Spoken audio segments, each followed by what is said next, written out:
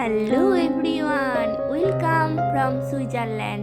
আশা করি আপনারা সবাই খুব ভালো আছেন, আর আমিও সুইজারল্যান্ডে ভালো আছি। এই সুইজারল্যান্ডের অপূর্ব ভিউ দেখতে দেখতে আজকে যাব সুইজারল্যান্ডের ইস্কন টেম্পলে। আমি জানতাম না যে সুইজারল্যান্ডেও আছে এক ইস্কন, তো জানতে পেরেই আমি ডিসাইড করেছিলাম যে একদিন অবশ্যই যাব। তো সেই জন্য আমি আগে থেকে ডে পাস নিয়ে রেখেছিলাম। আর সুইজারল্যান্ডের এই ইস্কন টেম্পল আছে জুরিখে। তো চলুন সেখানে যাব, আর তার মাঝে আপনাদেরও সুইজারল্যান্ডের সুন্দর সুন্দর ভিউ দেখাতে দেখাতে নিয়ে যাব। সেই পথ যেখান দিয়ে গ্লেসিয়ার এক্সপ্রেস, সুইজারল্যান্ডের একটা বিখ্যাত ট্রেন যায়, তো সেই গোল্ডেন পাস রিজিয়ান, বিখ্যাত বিখ্যাত ভিউ পয়েন্ট হয়ে এই ট্রেনটা যাবে। তো সেগুলো আপনাদের দেখাবো, আর আপনারা অবশ্যই জানাবেন আপনাদের কেমন লাগলো। তো অ্যাট দ্য এন্ড আমরা জুরিখ যাব। তো জুরিখে গিয়ে দেখবো যে সুইজারল্যান্ডে যে শ্রীকৃষ্ণের টেম্পল ইস্কন সেটা কেমন। তো চলুন ভিডিওটা শুরু করছি। ওই যে দেখা যায় সুইজারল্যান্ডের অসাধারণ আল্পস পর্বত, বরফ ঢাকা এই প্রান্তরের মধ্য দিয়ে আমাদের ট্রেন ছুটে চলেছে। আজ দিনটা ছিল রবিবার, আমি বেরিয়ে পড়েছি সুইজারল্যান্ডের এই উইন্টারের ভিউ উপভোগ করতে। এখন আমি আছি ওই ব্রিয়েন জায়গাটার মধ্য দিয়ে যাচ্ছি, আর এটা হলো ওই ইন্টারলেকেন আর লুজার্নের মাঝের একটা অসাধারণ লেক, আর তার পাশের এই পাহাড়গুলো।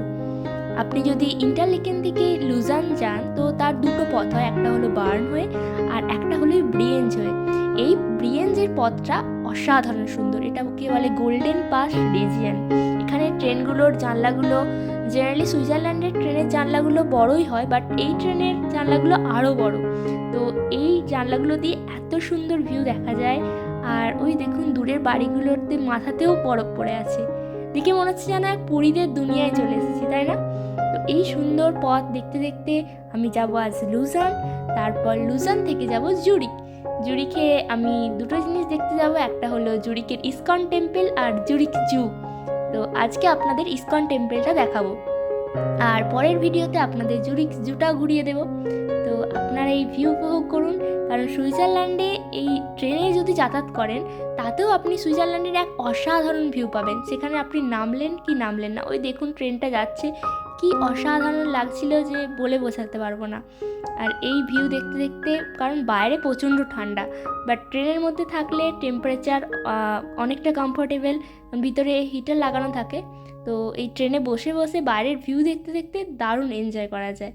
আর এখানে ট্রেনের ওই উইন্ডোগুলো প্রতিদিন এরা ভালোভাবে ক্লিন করে, শুধু উইন্ডো না, ট্রেনটাকেও প্রতিদিন সুন্দরভাবে ক্লিন করে। তো সেই জন্য বাইরের ভিউ দেখতে অসাধারণ লাগে। তো এসে গেলাম আমি লুজার্ন, এই যে লেখা আছে লুজার্ন ইন্টারলেকেন এক্সপ্রেস। তো এখানে দিয়ে এবার আমি জুরিখের ট্রেন নেব। তো চলুন যা যাক।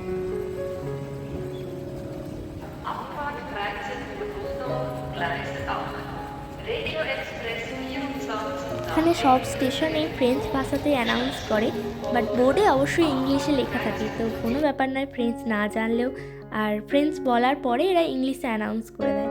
তো চলুন এই অসাধারণ ভিউ দেখতে দেখতে আমরা যাই ইস্কন টেম্পলে।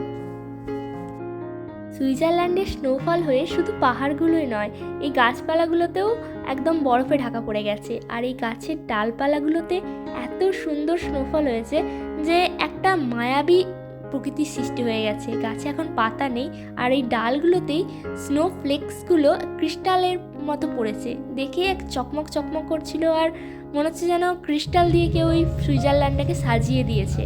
অসাধারণ লাগছিল। তো এই ভিউ দেখতে দেখতে চলুন যা যাক জুরিখ ইস্কন টেম্পলে। আর জুরিখে গিয়ে আমাকে একটা ট্রাম নিতে হবে, কারণ জুরিখ সিটিটা খুবই বড়, আর ওখানে ওই জুরিখ সিটিটাতে প্রচুর ট্রাম চলে। তো ট্রাম নিয়ে আমি চলে এলাম জুরিখের ইস্কন টেম্পলে। ইন্ডিয়া থেকে এত দূরে বিদেশ বিভুঁয়ে আমি যে কৃষ্ণের একটা মন্দির পাচ্ছি, তো সেটা আমার জন্য খুবই বড় ব্যাপার। আমার তো খুব ভালো লাগছিল। তো চলুন আপনাদের দেখাই। আর এখানে প্রতি রবিবার একটা ফেস্টিভ্যাল হয়, 3টে থেকে হয়, ইন্ডিয়ান ভজন মিউজিক হয়, আর স্পিরিচুয়াল নলেজ ডিসকাশন হয়। তো এখন হচ্ছে ওই ভগবদ গীতার নলেজ ডিসকাশন। তো এখানে শুধু ইন্ডিয়ানরাই নয়, অনেক বিভিন্ন দেশের মানুষ, জার্মানির, সুইজারল্যান্ডের লোকজন আছে। তো তাদের সাথে আমি কথাও বলেছিলাম। তারা কি অপূর্ব কথা বলছিলেন, মন থেকে তারা খুবই শান্ত এবং তারা খুশি এই ভগবদ্গীতার বাণী শুনে। তো আমিও কিছু শুনলাম, আর তারপরে এখানে এরা ফ্রিতে খাওয়ায়। তো এটা খুবই ভালো লাগলো যে ইসকনের প্রসাদ এরা এই সুইজারল্যান্ডের মতো এক্সপেন্সিভ কান্ট্রিতেও ফ্রিতে দেয়। তো রবিবার দিন এলে আপনারা অবশ্যই এটা পাবেন। আর ওই যে জগন্নাথ, বলরাম, সুভদ্রা দাঁড়িয়ে আছেন, আর Chaitanya Mahaprabhu. Might be a better start in the new year. And we have a program starting at 8 p.m. here in the temple room. And this will include different things. We have a culture এখানে শ্রীলা প্রভুপাদেরও একটা মূর্তি আছে, যিনি ISKCON টেম্পলের প্রতিষ্ঠাতা। আর এই যে প্রভু জগন্নাথ, সুভদ্রা, বলরাম, দেখে অসাধারণ লাগলো। দেশ থেকে এত দূরে এসে এখানের মানুষজনকে প্রণাম করতে দেখে আমি তো খুবই অবাক হয়ে গিয়েছিলাম। বাট তাদের সাথে যখন কথা বললাম, তারা খুবই ভালোভাবে অ্যাকসেপ্ট করেছে। তারা খ্রিস্টান হলেও এই যে ভগবদ্গীতা পড়ছে, তারা এই যে ইন্ডিয়ার সংস্কৃতি, কালচার, রীতিনীতি, ভগবদ্গীতা, তো সব কিছুকে এত শ্রদ্ধার সাথে দেখছে। তো সেটা দেখে আমি খুব খুশি হলাম।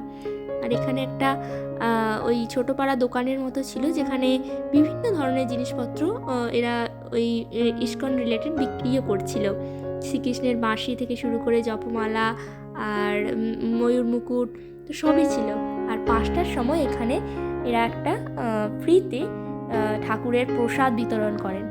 তো সেটা আমি পেলাম, খুবই খুশি হলাম যে আমি এখানে এসে ইন্ডিয়ার খাবার পাচ্ছি, তাও আবার ফ্রিতে। আপনি ডোনেটও করতে পারেন, অবশ্যই মানুষজন ডোনেট করছিল। খাবার অনেক কিছু ছিল। যারা প্রসাদ বিতরণ করছিলেন তারা বিভিন্ন দেশ থেকে এসেছেন। তারা সুইজারল্যান্ড, জার্মানি, আরও অন্য দেশ থেকে এসে এখানে কাজ করছেন, খুবই খুশি। এবং তারা হরে কৃষ্ণ বলে প্রসাদ বিতরণ করছিলেন। খাবারে ছিল এই যে স্যাফরন রাইস, ডাল, আর বড়া, কেক, চাটনি, ভেজিটেবলস ভাজা। তো অসাধারণ লাগলো খেয়ে। আর একসাথে বসে সবাই গল্প করতে করতে খাচ্ছিল। বিভিন্ন ধর্মের মানুষ, বিভিন্ন দেশের মানুষ এসে একই স্থানে খাবার খাচ্ছে, গল্প করছে। আর যে মানুষজন খুবই খুশি, সেটা আমি খুবই ভালো লাগলো। তো চলুন এই দেখতে দেখতে খাবারটাও খেয়ে নিই। আমার তো খুব ভালো লাগলো, খাবারটা খুবই টেস্টি ছিল।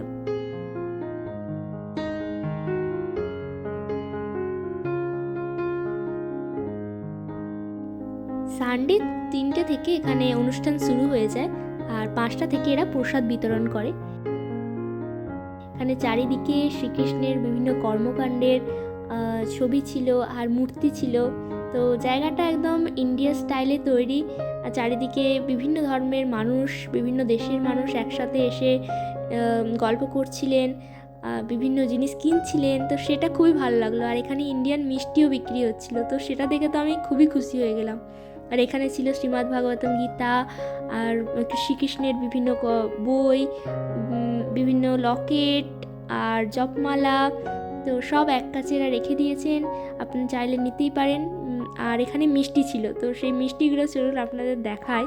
যে ইন্ডিয়ার সন্দেশ এখানে বিক্রি হচ্ছে সুইজারল্যান্ডে, তো সেটা দেখে তো আমি খুবই অবাক হয়ে গেলাম। তো রবিবার দিন এখানে পুরো 3টে থেকে রাত 9টা পর্যন্ত অনুষ্ঠান হয়, ভজন কীর্তন হয়। তো আপনারা যদি রবিবার দিন আসেন খুবই ভালো লাগবে।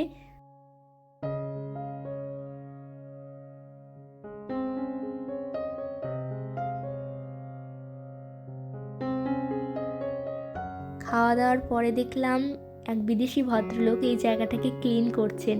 তো এরা যেভাবে ইন্ডিয়ার রীতিনীতিকে শ্রদ্ধার সাথে অ্যাকসেপ্ট করেছেন, তো সেটা দেখে আমি খুবই অবাক হয়ে গেলাম। কি সুন্দরভাবে ইনি পরিষ্কার করছেন, এরপরে ভজন কীর্তন হবে, তো সেই জন্য তো এরা কতটা শ্রদ্ধা দেখাচ্ছে ইন্ডিয়ার কালচারের উপর, তো সেটা দেখে আমি খুবই মুগ্ধ হলাম। তো এনাদের সাথে কথাও বলেছিলাম। এরা সব বড় বড় কোম্পানিতে চাকরি করেন, আইটি সেক্টরে। তো তাও এখানে এসে এরা সেবাদান করেন, মানুষের জন্য কাজ করে এরা খুবই খুশি।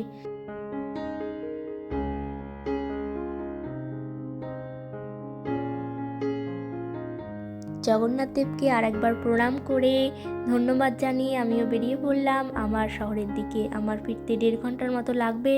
তো চলুন ভিডিওটা এখানেই শেষ করি। পরের ভিডিওতে আপনাদের সাথে আবার দেখা হবে। জুরিক জু কেমন ছিল। সবাই ভালো থাকবেন, সুস্থ থাকবেন, আর ভালো লাগলে অবশ্যই লাইক, শেয়ার, সাবস্ক্রাইব করবেন। দেখা হবে আবার নতুন এক ভিডিওতে। টাটা, বাই বাই বন্ধুরা।